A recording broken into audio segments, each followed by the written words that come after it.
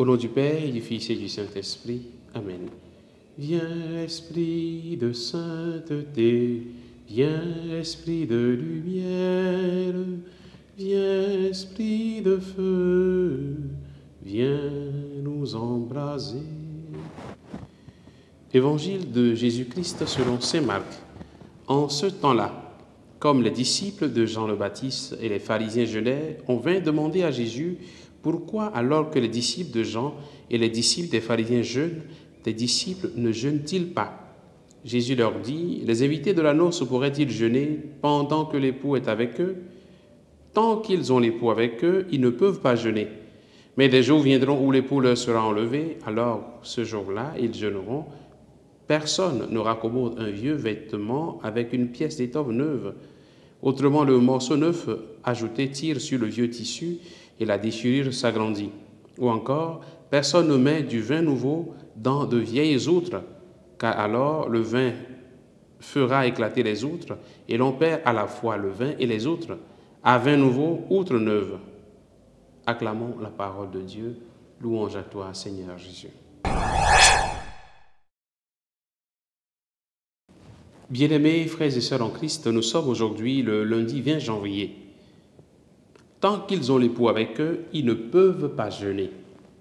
Dans l'évangile de ce jour, des gens viennent demander à Jésus pourquoi ses disciples ne jeûnent-ils pas à l'instar de ceux de Jean-Baptiste et des pharisiens. Jésus leur répond en disant « Tant qu'ils ont l'époux avec eux, ils ne peuvent pas jeûner ».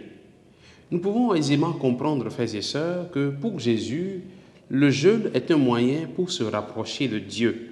C'est pourquoi quand Dieu était physiquement avec eux, ils ne peuvent pas donc se permettre de jeûner. Le jeûne est un moyen certes efficace pour mener des combats spirituels ou pour lutter contre ses propres penchants mauvais. Mais le jeûne reste un moyen et non pas une finalité spirituelle.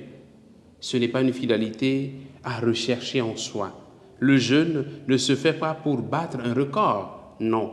Ce n'est pas pour mesurer l'endurance de ceux qui le font, mais il nous permet de nous élever vers le Seigneur notre Dieu.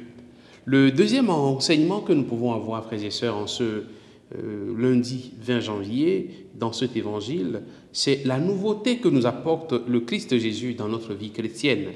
À vin nouveau, outre neuve. Toute notre vie chrétienne est marquée par la nouveauté de Jésus.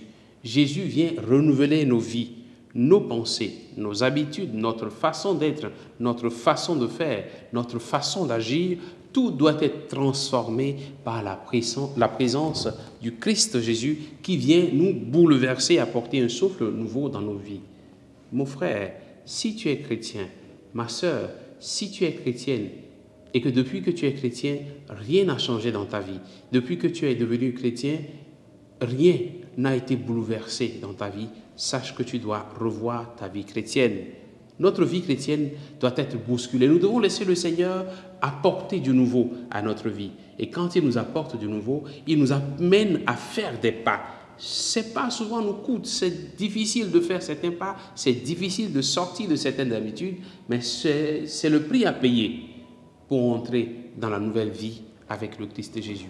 Nous ne devons donc pas vivre dans le passé, pensant qu'il n'y a rien de nouveau que nous puissions expérimenter avec Dieu. Non, loin de là. Laissons donc le Seigneur nous surprendre et qu'il nous apporte du nouveau à nos vies, surtout marquées par beaucoup de vieilleries, que le Christ nous apporte toujours sa nouveauté, la nouveauté de sa parole, la nouveauté de la vie en lui. Renouvelle, Seigneur, nos vies. Au nom du Père, et du Fils, et du Saint-Esprit. Amen.